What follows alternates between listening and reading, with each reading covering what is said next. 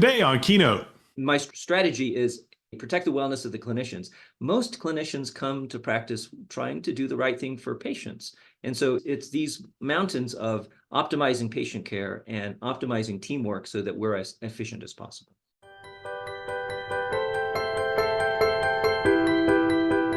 My name is Bill Russell. I'm a former CIO for a 16-hospital system and creator of This Week Health, where we are dedicated to transforming healthcare one connection at a time. Our Keynote show is designed to share conference-level value with you every week. Today's episode is sponsored by Quantum Health, Gordian, Dr. First, Gozio Health, Artisight, Zscaler, Nuance, CDW, and Airwaves. Now, let's jump right into the episode. All right, here we are. It is Keynote, and today we're joined by Dr. C.T. Lin, CMIO for UC Health, UC University of Colorado Health System. Dr. Lin, welcome to the show. Hi, thanks for having me. Yeah, I'm looking forward to our conversation. We caught up once before at a Chimefall Forum, I think it was, and we had a pretty wide-ranging discussion. I remember when we got done that, I looked at my producer and I said, make sure you have him back on the show, because it was, anytime I learned some new things, I think this going to be fun. So let's start with a very basic question. What's a typical day for a CMIO these days? There is no typical day, is there? There is no typical, right? You just take the day as it comes. Unfortunately, I have recently set the record for sitting on my butt for 12 hours in a row and having about 15 meetings, just one issue after another. And it's fun and also terrible to have this whiplash from some meetings are about, Doc, if you turn the computer on, I'll show you some efficiencies that come from using an electronic system as opposed to your sticky note system that, don't you hate when those sticky notes get lost all the time? And so there's that conversation. And then the next conversation is, how come my Bluetooth AI generated note doesn't show up the right way in the such and such? And I want to do the next thing with predictive analytics. And so in the space of 30 minutes, I'm going from turn on the computer and let's talk about electronics. And then other times we're talking about at what point do we retire because the predictive analytics takes over all of my cognitive work. It's funny because I hear that a lot. Is that really a concern at this point? We've got not at this time. So far it's to not go. Near term, but if you draw the line, though, eventually you get to the point where you go, it's already pretty good at a whole bunch of stuff. When does somebody finally add the sophistication to connect all these together? We've moved from the idea of narrow intelligence, right? Artificial narrow intelligence, which is I can land a rocket booster without falling over. I can drive your car if the conditions are right, all the way to artificial general intelligence, which is ask me anything and I can give you a reasonable response. And we're starting to see glimmers of that. So the dotted line gets there, but I'm not too afraid in the next few years. And there's be wrong. We could all be wrong too. So what's the expectation of the CMIO at a major health system? Is the expectation to come alongside the physicians and help the physicians? Is the expectation to have one foot in the future and be able to guide where it's going? Is it a lot of blocking and tackling right next to the physicians and the clinicians, helping them to be more effective? Or what's the expectation of the role? I think you hit on a sore point, which is there is no expectation. You fit into the health system the best way you can. You look for opportunities to make things better. I feel like I'm an advocate for the well-being of clinicians. That's at its root, the core of my job, which is defending the clinicians against external regulations implemented poorly. We're great at that. The default is turn on all the tools. Big deal. Clinicians will have to click through a whole bunch of alerts, but they ought to be reading those alerts. I'm sorry that there's 15,000 hard stops in the course of taking care of one patient, but yeah, you should be thinking about that. And we'll never survive that. On the other hand, we don't want clinicians to go, I've learned that if I hit return 3 times, all the alerts go away. And then back to as if you didn't have a computer system in the first place, you're just trying to go fast. And going fast isn't necessarily the best care either. So my strategy is protect the wellness of the clinicians. Most clinicians come to practice trying to do the right thing for patients. And so it's these mountains of optimizing patient care and optimizing teamwork so that we're as efficient as possible. So as you look back at your journey, what sparked your initial interest in this field and wanting to step into it? I was completely misunderstanding the idea of IT in healthcare. My first job was chief complainer. In 1997, I wrote a 7-page complaining email about how terrible the rudimentary computers we had. At the time, 1997, we're delivering foot-high stacks of paper charts. And the University of Colorado Hospital at the time had just bought Statlan, which is a DOS-based laboratory computer system that would store, at the time, 90 days of test results. What more do you need than 90 days? Come on, really. Now, day 91, we ran out of disk space. We have to delete it. But in the meantime, this is terrific. The claim was this system is so usable that the login is lab and the password is lab. How much more usable do you want it? All right, so I had a problem with that. I had a problem with the fact that the page down was the F1 key and quit was the escape key half an inch away. So the usability of tapping next, often you would end up quitting, right? And so I had page after page of complaint about how terrible the systems are. And I thought, great, I'm going to get into IT and I get to do button design. I get to move the screen around, change the colors. This is going to be my job. I love this. And it was years before someone pointed out, change management is not at all about the technology. It's about something else. And so there's a curve in my learning that finally got to me at the point that, yes, technology is about 20% of the work. 80% is really the socio-political skill that you bring to the table. So what have you learned? Go deeper into that whole, talk about the learning about change management and taking technology into an organization and having it be adopted and used effectively. My favorite story, I'll tell you a bad story and then I'll tell you an improvement story. Early 2000s, when I was first trying to push information transparency with patients, we were the first to publish the idea that you could give patients the entire chart. We had a system called Sparrow, system providing patients access to records online. It's a very bad acronym that if you misspell SPARO, you'll still get our research study. The idea being that we would show progress notes, what we call open notes now, and test results to patients immediately. And we chose one practice of 7 doctors and 100 patients and did so successfully for a year, studied in a randomized controlled trial. And me thinking that most physicians are scientists, and if I give them good p-values, everyone will change their mind, of course.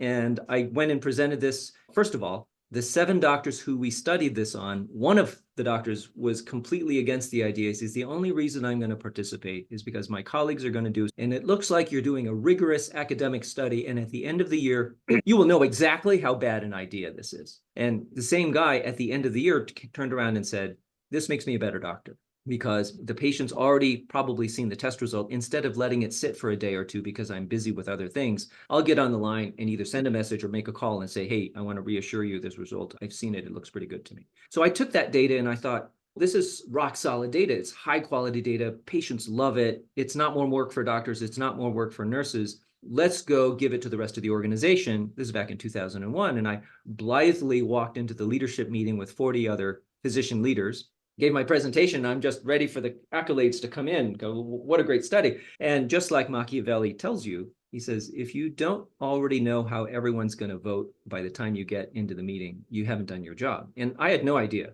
what I was doing. And he also says, and the reason that change is so difficult in large organizations is because at best, your advocates are lukewarm. And at worst, your detractors have all the passion in the world. And it played out exactly in that meeting where the family medicine doc goes, you know, that's really interesting. We're trying to do more transparent. Why don't you come to our docs? Let's talk about it some more. That was my best advocate. And the next guy stands up and he says, CT, I don't know where you went to medical school, but where I trained, the medical record is a dangerous place and patients have no business being in there. I read about cancer. I read about terrible outcomes. I'm aiding my own thinking. The patient shouldn't be in here. This is a terrible idea. The next guy goes, yeah, I'm with Bill. Yeah, I'm with Dave and Bill. Yeah, Frank, Dave, and Bill have a good point. And pretty soon the attitude suites are on room. I don't want to change.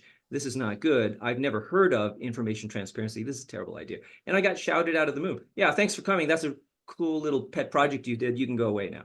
And the lesson there was I ended up working on other projects for years because I couldn't get any movement. And I didn't realize that there's a whole change management piece of it.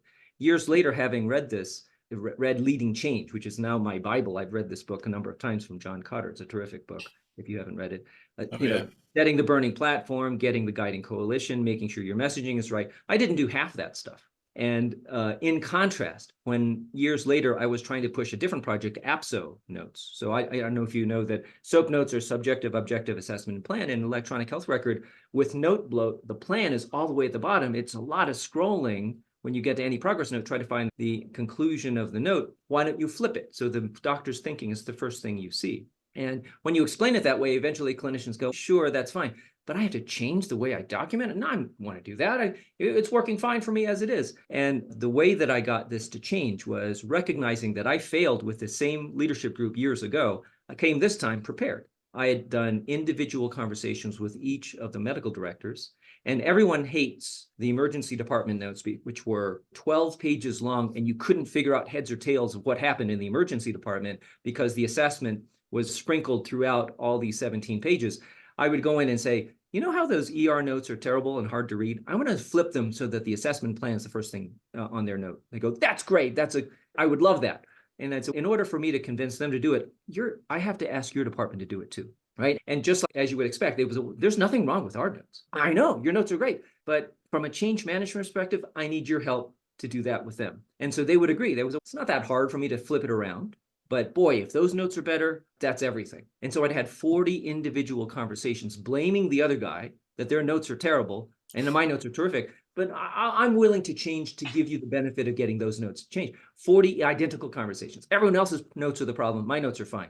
And I got 100% agreement to do so, right? So you walk into the room and when you say, hey, CT Lynn says, when we go to Epic, we want to do APSO notes universally, no objection, right? Wow. Completely different way of thinking about things than before. Cotter's book was our Bible as well for change management. And we even had things across established burning platform, build a coalition of the willing. Essentially, we had a series of things. And when my team came in and said, hey, this makes perfect sense. Everybody agrees. I love when they say everybody agrees that we can engage the patient more with this. And I go, everybody agrees? Do they? Because even if it sounds perfect, if the patient has access to their medical record, they will be more engaged.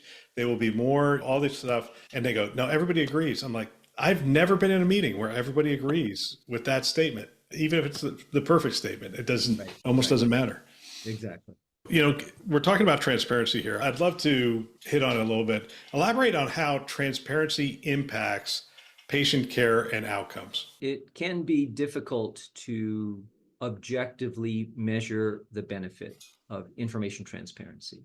We know that even back in 2001, when you do a debrief with patients who participated in our Sparrow study, almost every one of them were like, I can't get this level of information from any other doctor I see. I see the doctor's notes. I see their correspondence with other doctors. I get to look up the terminology for myself. Now I understand why they insisted on increasing that lisinopril to its maximum amount, because there's research literature that says I live longer when I'm on the right dose. So all of these things come out of patient conversations, but when you measure satisfaction with your doctor, you get a glass ceiling to start with, right? Most patients have a very high opinion of the interaction with their doctor, and you can't show a statistically significant p-value improvement just because you have information transparency. So it can be hard. The things we do know that are that patients' adherence to therapy does go up. We know that there's no increase in workload for clinicians and nurses, and we believe there's more loyalty to a practice rather than jumping around finding the next doctor. That, hey, if the doctor can trust me with all this information, I'm going to trust my doctor more and stick around longer. And we think there's less churn in those ways. So you and I talked about provider burnout the last time we were together. We talked about a lot of things. We talked about, and you mentioned some of them earlier. You mentioned regulatory requirements coming down on the system and having to implement those things. We talked somewhat about the technology and the technology burden, and also the pace of change, just the amount of information a physician is expected to know, and the amount of new information, periodicals and studies and everything else just keeps coming. Well, in comes this thing called generative AI.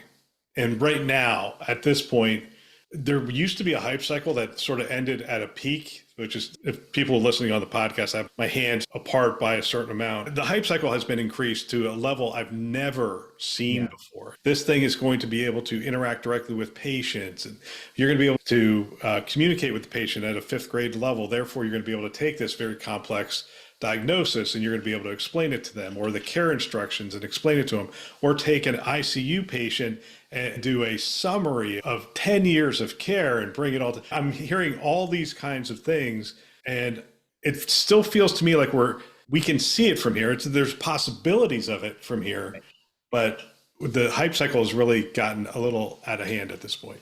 I absolutely agree. I absolutely agree. We raise our hands for innovation partnerships with our known partners quite often. In fact, we're working with Epic as our electronic health record vendor, and we're working with them on chart summarization. It's still baby steps at this point, even though the claims are, yes, we can take 10 years of data and give you a nice summary. We're still working our way towards, are you looking at the right progress notes? Because the early summaries we get from our alpha level partnership with Epic is, we give it a whole bunch of progress notes, and Epic or the AI mistakenly picks all the physical therapy notes. It turns out the patient has been seeing PT for the last 12 visits, and it runs out of space to get to my first internal medicine note. So the summary of the entire patient chart is, patient's ankle is getting a lot better. What about the heart disease? What about the high blood pressure? Ran out of space to incorporate those progress notes. So we're still trying to teach it what to look for, what's important, and that sort of thing. So yes, we can see that. We can see that there's something in the hype that once we get all of the blocking and tackling right, that chart summarization is going to be pretty amazing. And we look forward to the day when the AI can write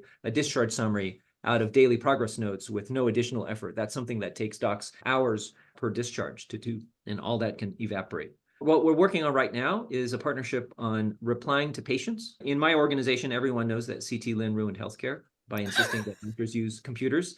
And so one way that CT Lin is trying to make up for that is knowing that during the pandemic, as our incoming patient message volume tripled, 350% increase from 53,000 a month to 190,000 messages incoming per month. It's an unsustainable work that clinicians start that work after 5 o'clock, right? You have a full day of seeing patients in clinic or in the hospital, and you go home, and guess what? On the average primary care doc has 20 to 50 more messages to deal with every day.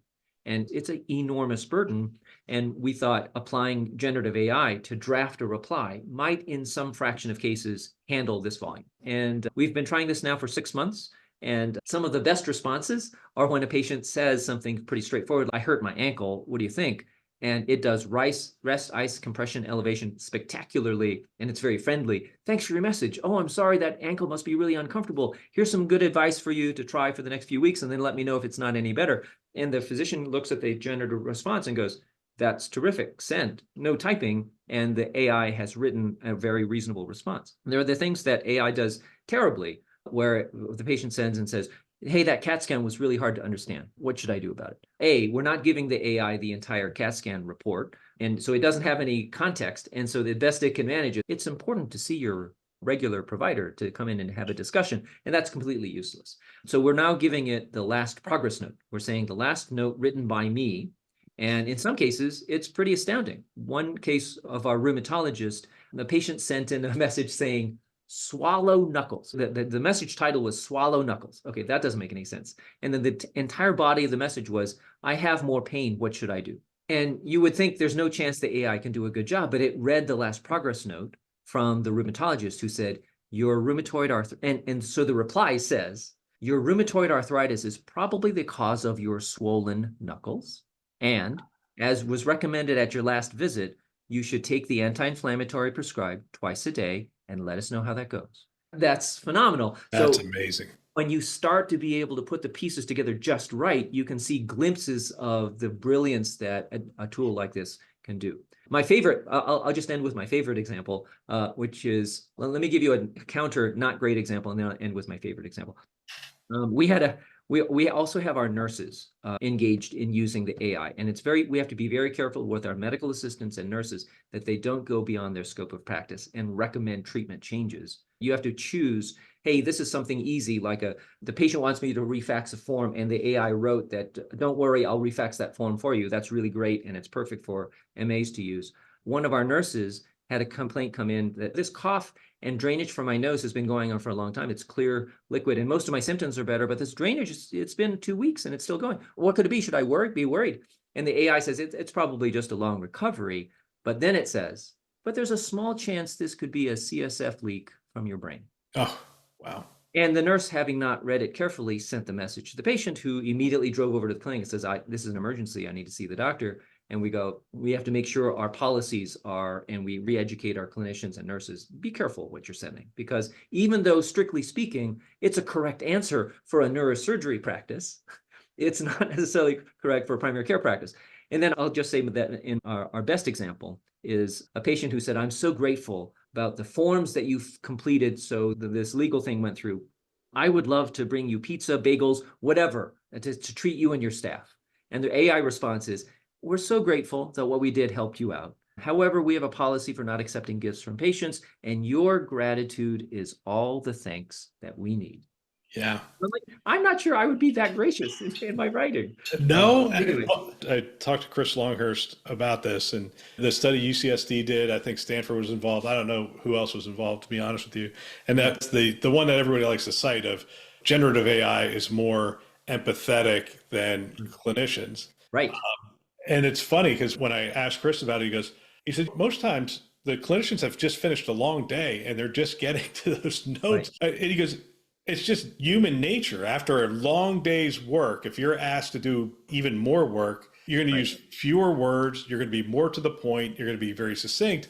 Whereas another word costs generative AI nothing. It's like, and you can instruct it to be. Here's the curveball. You ready for this? So the curveball is our usage rate of the generative AI notes is actually still pretty low, in the 10% range. In some clinics, as high as 20, but in the 10% range. And the reason when we ask them, why aren't you using it more? They go, it's too nice. It doesn't sound like me. My patients are going to know it's not me. And so they'll say, I'll read it. I'll find it useful as a guide from what I'm going to say, but I'm going to pick up the microphone and say it myself. So that's interesting that clinicians feel like it's too polite. They're going to see through this. So two other things on this. One is, have you put a watermark on it so the note gets sent? Because it went through the clinician, do you then consider it sent by the clinician, or do you say this note was generated by generative AI? So we were very careful about this. We actually engaged our bioethicist team and talked about this quite a bit. We know that in the EPIC library, there are organizations that do not reveal this.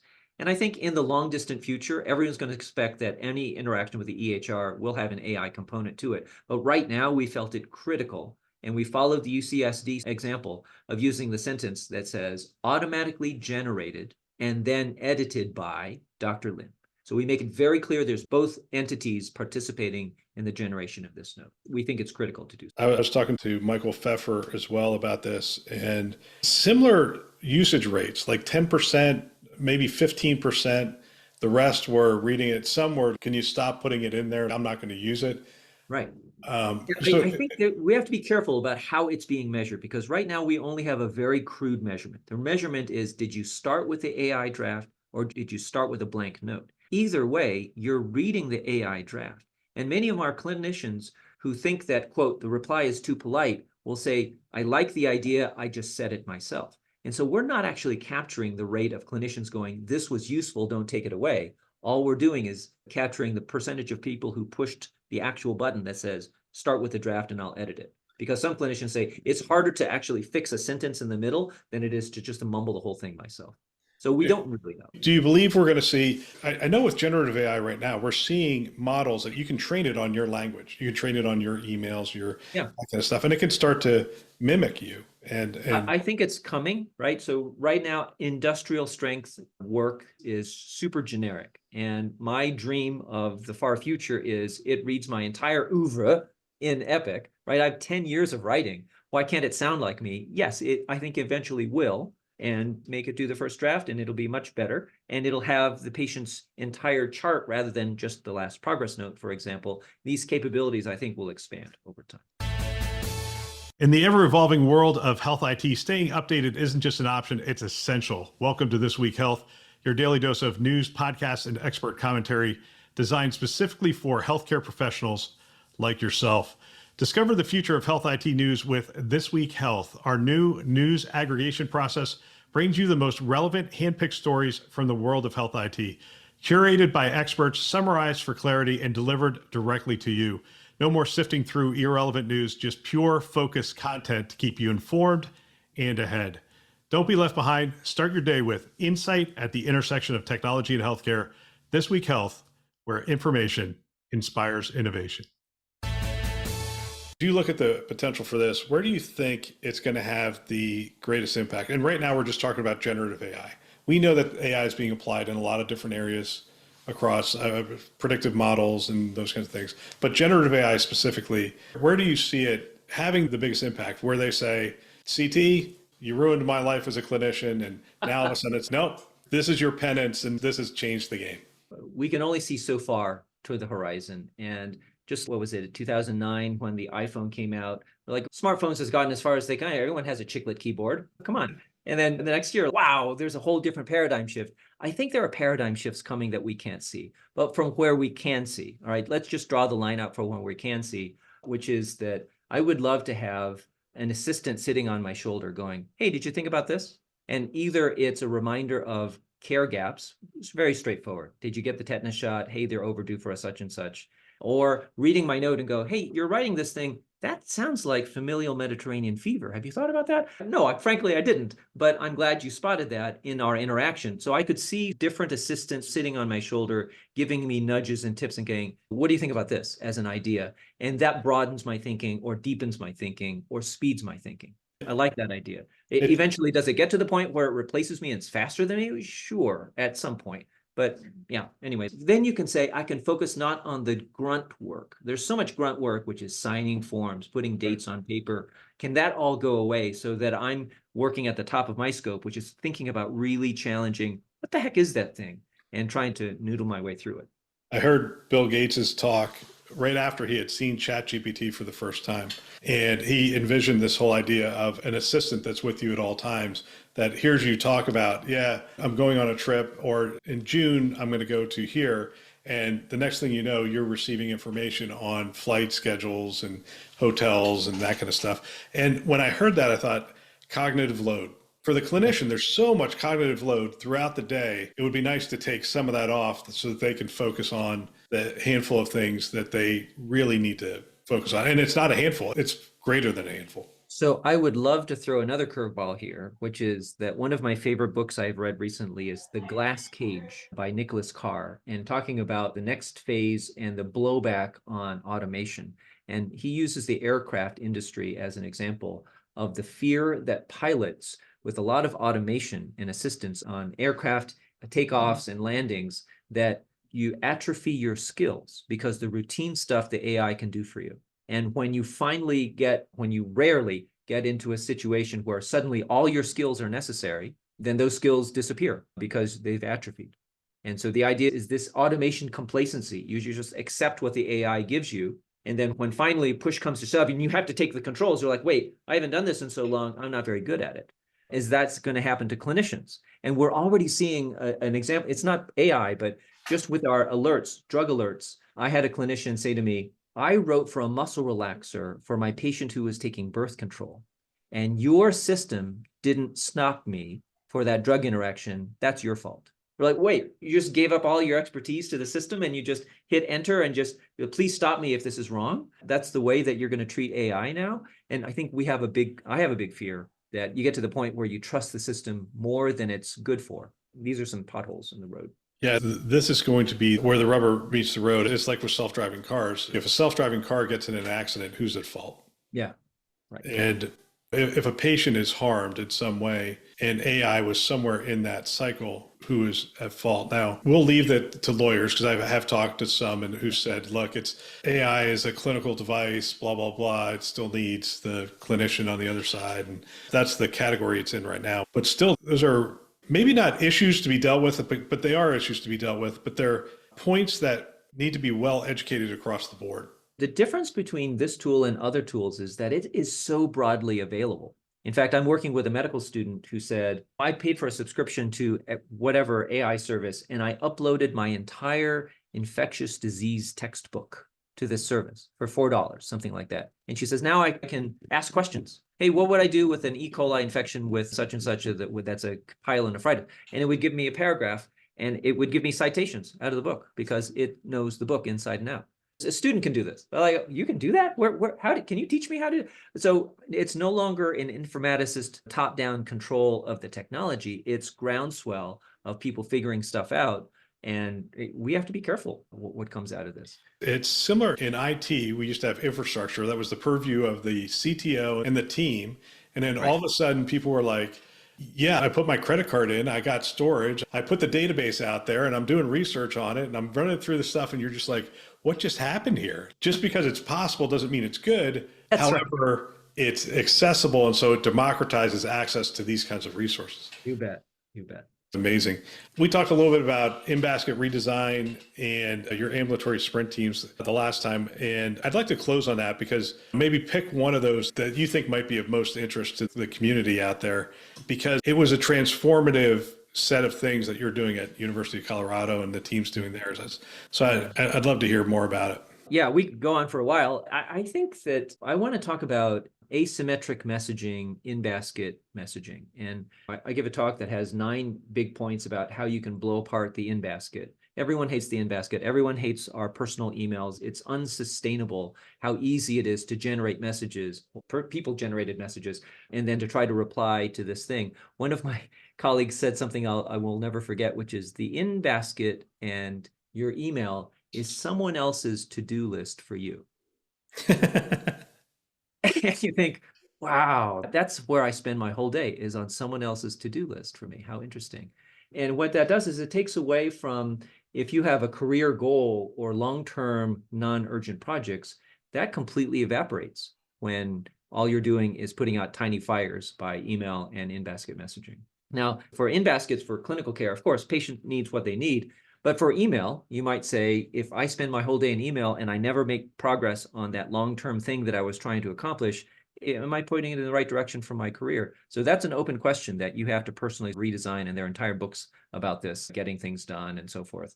From a asymmetric work perspective, though, I think it's important to take the incoming tool and make sure that your teams, your clinicians and their nurses, MAs, and staff are optimally working together. In worst case, you'll have an MA and doctor ping-ponging the same message 17 times because the one doesn't understand the other. And typing little words is a terrible way to collaborate as a team. And instead, you should sit next to each other and say, all right, for the next 10 minutes, let's tackle the next 17 messages, and let's verbally talk about who's going to tackle what and what do I intend. And that's going to be tremendously more effective than the ping-ponging of messages back and forth. And people are like, you can do that? I can sit next to them? I don't have to use the... No, please don't misuse the tool. Talk to each other, and the tool becomes an augmentation of your personal relationship. Oh, it's just sometimes just because you have a tool, you think you're supposed to do this way and to be a good soldier. And so we try to break that mold by saying our approach is it's teamwork first. And then, by the way, we have tools to augment your teamwork. And if you come at it that way, you go, oh, if I have permission, I'm going to redesign everything. And you should, because every time there's a new team member, the EHR, generative AI, you should say, welcome to the new team member. That changes everything in our interpersonal dynamics. Let's figure out the best way to use it. One of the things that one of my colleagues is doing is actually protecting the time of primary care docs in terms of reducing burnout and improving messaging. Let me explain that. Let's say in internal medicine practice, you're seeing 10 patients in a half day. And in that time, you have a full load of 10 patients. And by 5 o'clock, 6 o'clock, whenever you finish clinic, you've got 20 to 40 messages you have to tackle.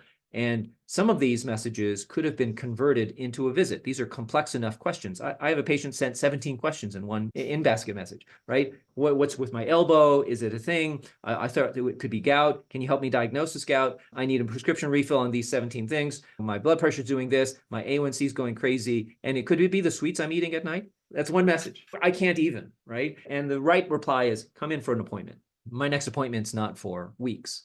And so nobody's happy with that interaction.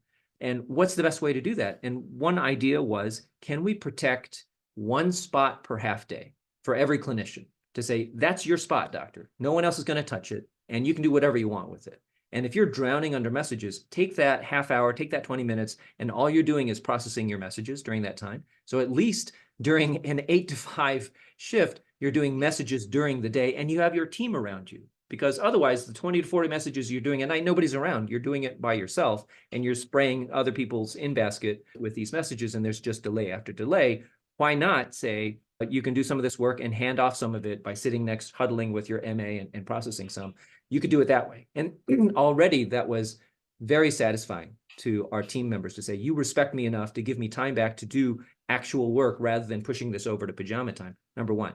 Number two, someone like me, where I'm in clinic less frequently than a full-time clinician, I'm 20% in clinic, then my challenge is I can never get hospital follow-ups in with me in a reasonable time because my time to next is 8 weeks out, and I'm supposed to see these hospital discharges in 7 to 10 days.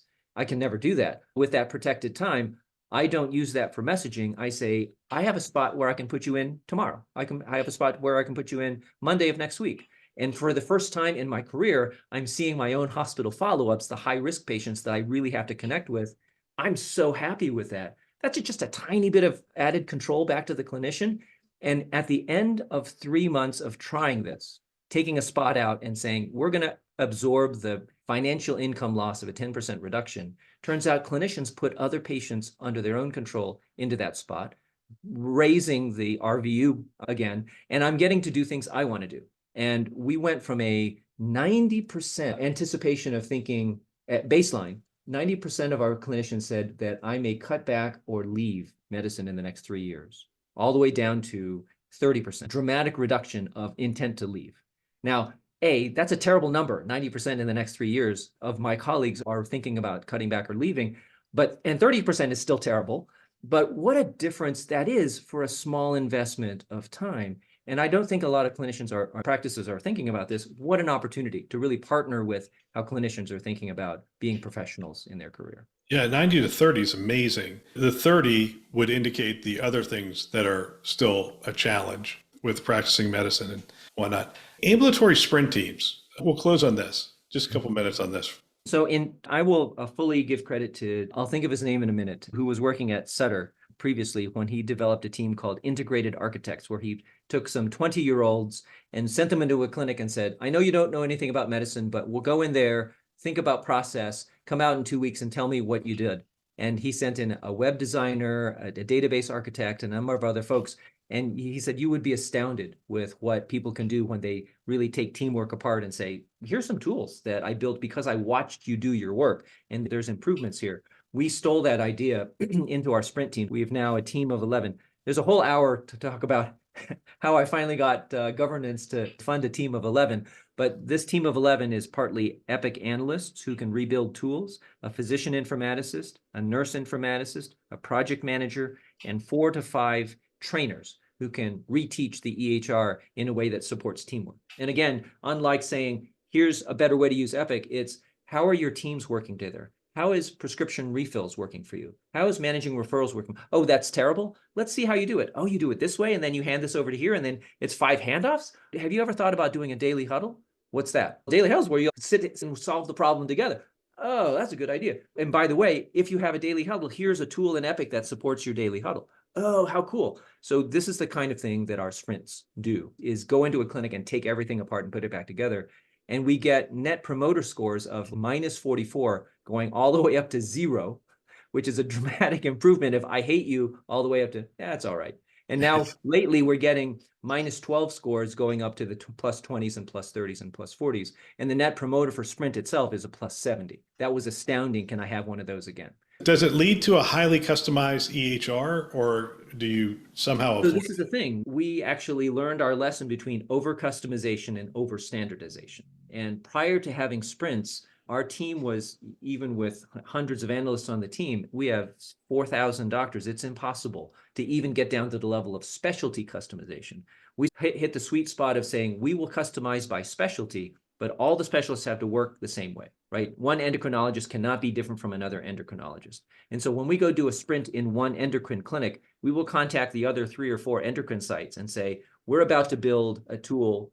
Does this sound good to you? Because you're going to get the same tool. So we have a customization for endocrine, we have a customization for cardiology, we have customization for ENT, but it's system-wide. And that's the sweet spot for us. It's not over customization down to the individual. We had order sets down to the individual surgeon before, and now we're saying the specialty has one set. And that's worked well for us. Did the 11 people contribute an ROI to the organization? I know that somebody's going to be listening to this and going, yes, man, how did he do it? How did he get 11 people? Our first sprint were people that I stole for 2 weeks. I just stole them. and I'm like, can we please have no? Can we please have no? I'm like, fine, let's just go do one and show what comes out of it. And the satisfaction was skyrocketing. And the medical director of that practice was like, you got to get you one of these. And by the time my team was disbanded, the CEO, the CIO were hearing rumors that everyone wants a Sprint thing, whatever that is. And they're like, what did you do? How did you steal these people? And I eventually got permission to keep the people I stole, and then that we would work out other arrangements for the jobs that they were no longer doing. But from an ROI perspective, we went after the wellness number, which is that we think that out of every 500 doctors, 7 on average quit. And then our claim was we could cut that number in half. And if that's the case, 2.5 people works out to $2 million-ish to replace these people on a churn constantly. And if we are having more satisfied clinicians, maybe fewer of them leave. That's hard to argue from an ROI perspective, other than this is our projection. And to the leadership, what else are you doing to invest in physician wellness? We have some yoga classes. We think it's harder data than yoga classes in terms of retention. I think I saw online where you used ChatGPT to write the lyrics for something that you played. And I also saw a fair number of posts while I was out on your blog. And I saw you doing a lot of stuff on computer-generated art as well. Is that just more of an interesting thing to you? So I write a blog at ctlin.blog, and I've always worried about linking to images from the internet. I try to make attributions, but it's not truly Creative Commons attribution. So I'm always looking for images that I don't have to worry about stealing from others. And GPT allows me to say, show me an image of a doctor and a nurse arguing over computers. And here's 3 images from Microsoft's generative tool. And so I've been doing that lately. And then recently, one of my colleagues and I did write a song to Taylor Swift's Blank Space that we used the AI to draft some of the lyrics. So that was a lot of fun. Just some of the lyrics? Just some of the lyrics, yes. Yes, I rewrote about 80% of it. And it's like the notes you were talking about earlier. It wasn't in your voice. It wasn't what you wanted to communicate. So you had to exactly. rewrite part of it. That's awesome. Dr. Lin, I want to thank you for your time, and I want to thank you for sharing your wisdom and experience with the community. It's always a pleasure to catch up. I appreciate it. Thanks for listening to this week's Keynote. If you found value, share it with a peer. It's a great chance to discuss and in some cases start a mentoring relationship. One way you can support the show is to subscribe and leave us a rating. Love it if you could do that.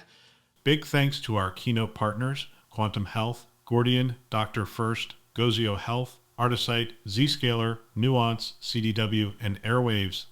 You can learn more about them by visiting thisweekhealth.com/partners. Thanks for listening.